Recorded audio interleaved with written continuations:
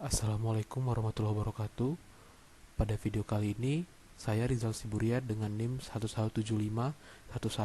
117511000044 akan menjelaskan tentang algoritma supervektor mesin, di mana video penjelasan ini untuk ujian akhir semester mata kuliah Machine Learning.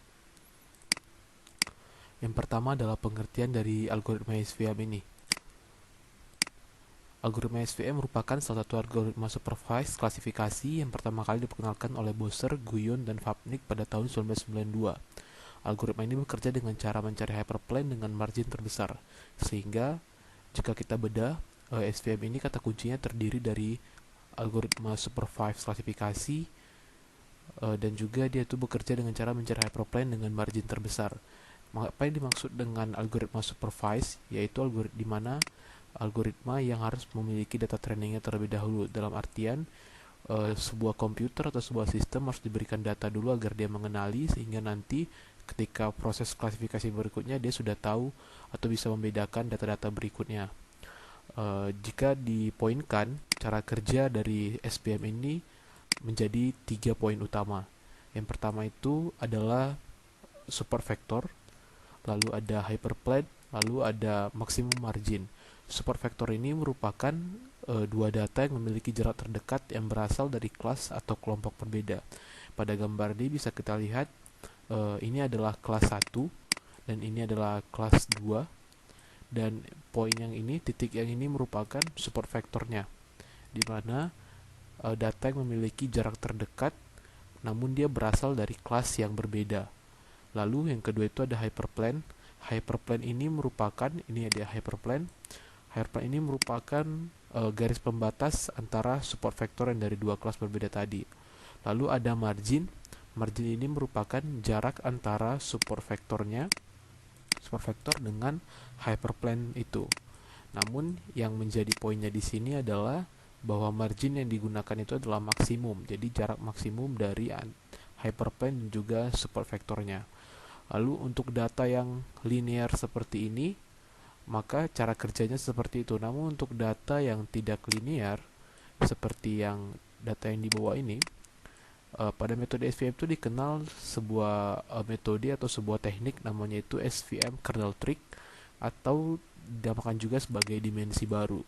Jadi data yang tidak linear seperti ini tadi akan dibuatkan sebuah dimensi baru, sehingga nanti hyperplane-nya itu bisa dibentuk. Jadi kita bisa lihat mana yang kelas 1 atau kelompok 1 dan juga kelas 2 ataupun kelompok 2. Lalu berikutnya kelebihan dari metode SVM tersebut. Metode SVM ini kelebihannya memiliki keakuratan klasifikasi karena dapat dikontrol dengan baik, karena ini merupakan sebuah algoritma supervised. Jadi keakuratannya itu dapat kita kontrol di awal dengan memberikan data-data untuk dipelajari terlebih dahulu. Lalu kelebihannya juga memiliki kernel trick untuk mengatasi atau menyelesaikan data-data yang non-linear tadi. Untuk kelemahannya sendiri, SVM ini tidak cukup baik digunakan untuk data dalam jumlah besar. Lalu penggunaan kernel trick tadi itu tidak mudah untuk diimplementasikan. Lalu kita masuk ke dalam contoh soal. Di sini ada tabel di mana ada X1, X2 dan kelasnya itu Y, di mana X1 ada 1, 1 dan 1 untuk X2-nya. Lalu ada 1, min 1 dan min 1, lalu ada min 1, 1 dan min 1. Misalnya min 1, min 1 dan min 1. Kayak dalam contoh tabel ini dapat kita lihat bahwa terdapat dua variabel, yaitu X1 dan X2. Maka untuk nilai W-nya nanti akan sebesar dari sebanyak nilai variabelnya tadi, sehingga akan memiliki dua variabel W, yaitu W1 dan juga W2. Lalu untuk meminimalkan nilainya digunakan rumus setengah W pangkat 2 sama dengan 1 per 2 kali W pangkat 2 sama dengan 1 per 2 dalam kurung W1 dipangkatkan 1 ditambah W2 dipangkatkan 2, dengan syarat Y-nya itu W dikali XI ditambah B besar sama dengan 1, dimana syarat I-nya itu merupakan 1, 2, 3 dan seterusnya. Sehingga dapat dilihat di sini W1 dikali X1 ditambah W2 dikali X2 tambah B, seperti itu. Lalu jika kita masukkan ke sini, W1-nya itu merupakan 1, X1-nya itu, X1-nya. Jadi di sini X1-nya itu 1 dan X2-nya itu 1, maka W1 kali 1 didapatkan W1, W2 dikali 1 dapat W2. Begitu seterusnya untuk yang data kedua, ketiga, dan keempat. Sehingga dapat untuk yang kedua itu min W1 ditambah W2 dikurang B, yang ketiga itu W1 dikurang W2 dikurang B, yang keempat itu W1 tambah W2 dikurang B.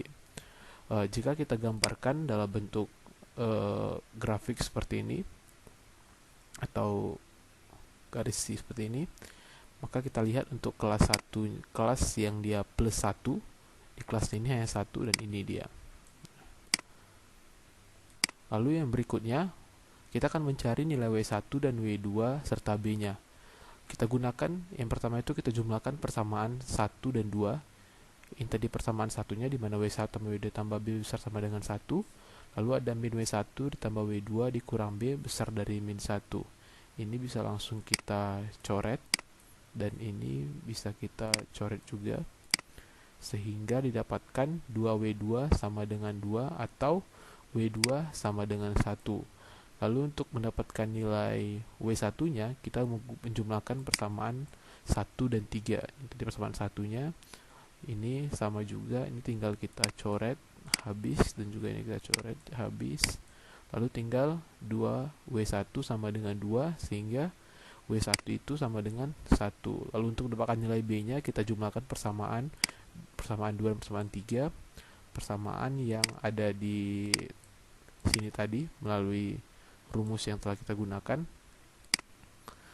Maka didapatkan di sini, ini bisa kita coret langsung habis, nih kita coret habis. Lalu di sini min B tambah min B itu yang min 2B sama dengan 2, sehingga nilai B-nya itu 1. Sehingga di sini kita dapatkan untuk nilai W1-nya itu 1, nilai W2-nya itu 1, dan nilai B-nya itu min 1.